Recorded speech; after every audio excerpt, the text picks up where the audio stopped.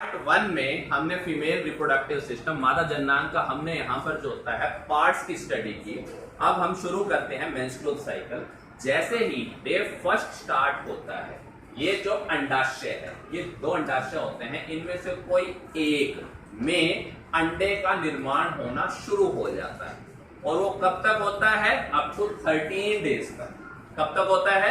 13 days. या तो इसमें से या इसमें से 13 डेज तक जब अंड का निर्माण हो जाता है, अंड कोशिका जो कि इसके अंदर है, जब इसका निर्माण हो जाता है, 14वां दिन जैसे आता है, ज्यादातर 14वां दिन या 15वां दिन, ठीक है। 14वें दिन यहां पर जो होता है, ये जो अंड कोशिका, जो अंडा निर्माण हुआ, यह यहां से निकलकर इस अंड वाहिनी में, या मैं ये कहूं फैलोपियन ट्यूब में, ये आकर के रुकता है। कितने टाइम के लिए रुकेगा? एक दिन के लिए। कितने दिन के लिए? एक दिन के लिए। 24 घंटे के लिए।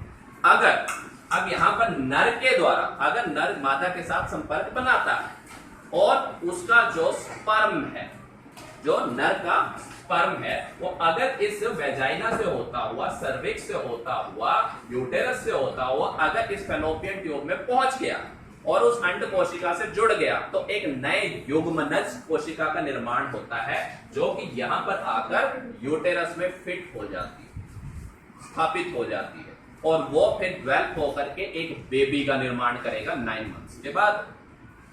समझ आ रहा है आपको?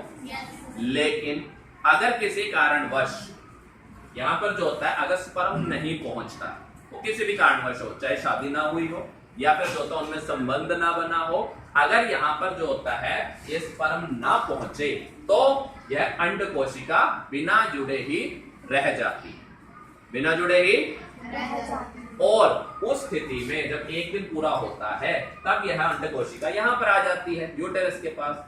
यूटेरस जो होता है उस जुड़ी हुई कोशिका के लिए यहां पर जो होता है तैयारी करता है। अभी हमने बताया था एंडोमेट्रियम और ये मायोमेट्रियम, ये दो कवरिंग होती है, ये मोटी मोटी हो जाती है, मांस रक्त से भर जाती है। लेकिन जैसे कोशिका अकेली आई वापस, तो उस स्थिति में यह जो अंड कोशिका है और जो यूटेरस की भित्ति है, ये यूटेरस समझ रहे हो, ये यूटेरस है सारा, ये सारे का सारा क्या होता है? फट जाता है और यह ब्लीडिंग के रूप में इस वेजाइना से होते हुए यह शरीर से बाहर निकलता है।